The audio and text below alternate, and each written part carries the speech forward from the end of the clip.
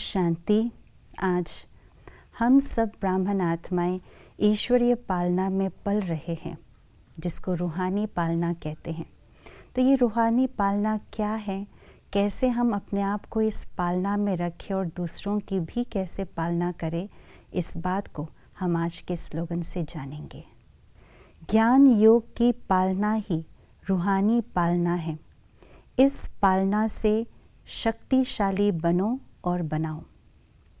जिस्मानी माता पिता जब अपने बच्चों की पालना करते हैं तो हर बात का ध्यान रखा जाता है।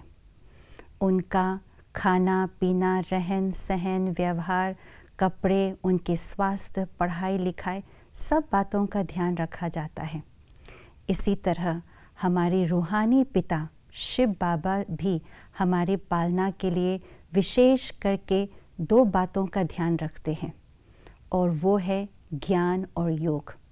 इस ज्ञान और योग में रूहानी पालना की जो सूक्ष्म सामग्री है, वो सब कुछ इसी ज्ञान योग में समाया हुआ है। क्योंकि ज्ञान है, ईश्वरीय ज्ञान है, तो स्पष्टता है, विशालता है, धारणा है, शक्ति है। और यदि योग है तो ईश्वरीय बल है, धारणा का बल है, सेवा का बल है, रियलाइजेशन का बल है, परिवर्तन का बल है। तो ज्ञान और योग दोनों ही रूहानी पालना का एक बहुत सुंदर समावेश है, और इससे ही रूहानी पालना होती है।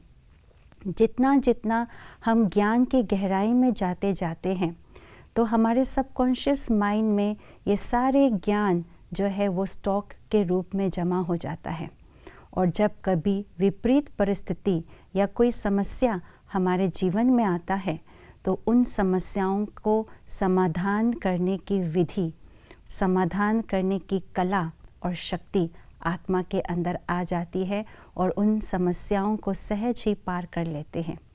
यही रूहानी पालना का परिणाम स्वरूप माना जाएगा। इसी तरह जितना जितना हम योग की गहराई में जाते हैं, योग का प्रयोग करते हैं, तो हमारे अंदर अचल अडोल की स्थिति आ जाती है। हमारे अंदर माया को सामना करने की शक्ति आ जाती है, और इसी शक्ति से हम अपने आप को सुरक्षित रख पाते हैं, दूसरों को भी सुरक्षित रख पाते हैं। और यही दूसरा परिणाम है रूहानी पालना का।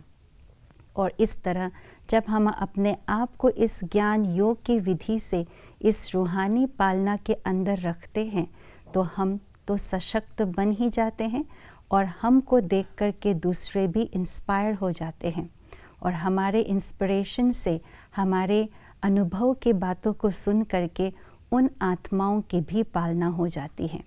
जब इस रूहानी पालना में स्वयं भी और दूसरों को भी पालते हुए, अपने आप को भी पलते हुए अब आगे बढ़ते हैं, तो हम बहुत शक्तिशाली बन पाते हैं और दूसरों को भी शक्तिशाली बनाते हैं। ओम शांति।